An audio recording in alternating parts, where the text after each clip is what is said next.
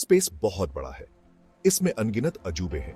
इनमें से एक है एक्सोप्लैनेट, जो हमारे सूरज से परे तारों की परिक्रमा करते हैं। हाल ही में एक खोज ने वैज्ञानिकों में हलचल मचा दी। एक नया एक्सोप्लैनेट रहस्य में डूबा हुआ सामने आया है। इसे केपलर 1 कहते हैं। ये दूर की दुनिया, ग्रह प्रणालियों के बारे में हमारी समझ को बदलने का वादा करती है।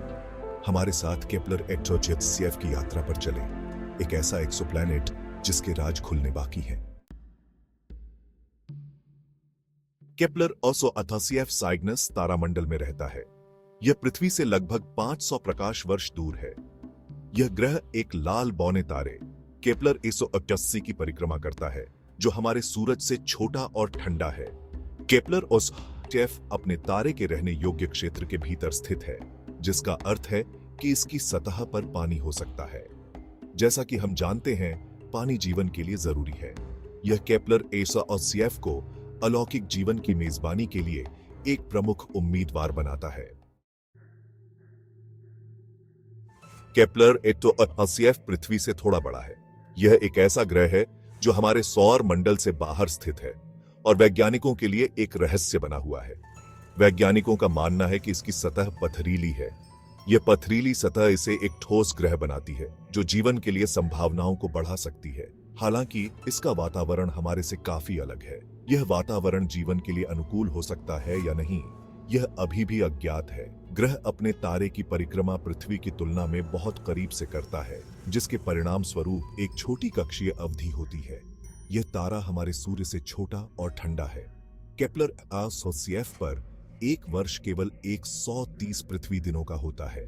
यह छोटी अवधि इसे एक अनोखा ग्रह बनाती है। ग्रह का वातावरण एक रहस्य बना हुआ है। वैज्ञानिक इसके वातावरण की संरचना को समझने की कोशिश कर रहे हैं। यह घना और धुंधला हो सकता है, गर्मी को फंसा सकता है और ग्रीन हाउस प्रभाव पैदा कर सकता है। यह प्रभाव ग्रह की सतह को गर्म और जीवन के लिए चुनौतीपूर्ण बना सकता है। केपलर 1 पर जीवन की संभावना बहुत लुभावना है।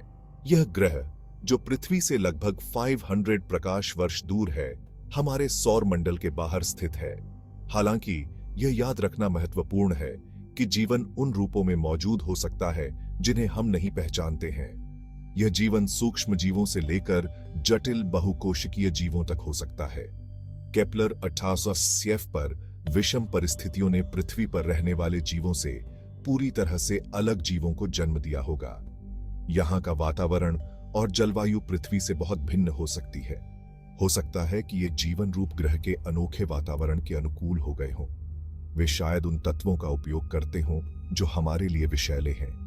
उन प्राणियों की कल्पना करो जो मंद प्रकाश में फलते फूलते हैं और जिनकी दृष्टि और संवेदी क्षमताएं हमारे से बिल्कुल अलग हैं, जिनकी जैव रसायन उस चीज से बिल्कुल अलग है जो हमने कभी देखी है। यह जीवन हमें यह सिखा सकता है कि ब्रह्मांड में जीवन के कितने विविध रूप हो सकते हैं।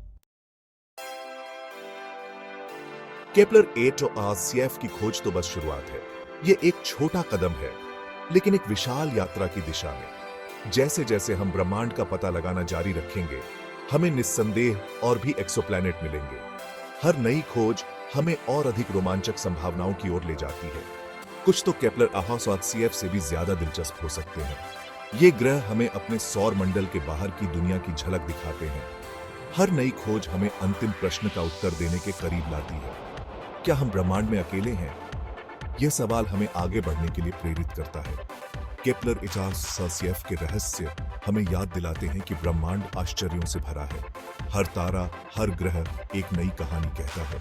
सितारों के बीच और कौन से रहस्य हमारा इंतजार कर रहे हैं, केवल समय ही बताएगा, लेकिन हमें खोज जारी रखनी होगी। लेकिन एक बात तय है, ब्रह्मांड की पहेलियों को सुलझाने की चाहत आने वाली पीढ़ियों को प्रेरित करती रहेगी।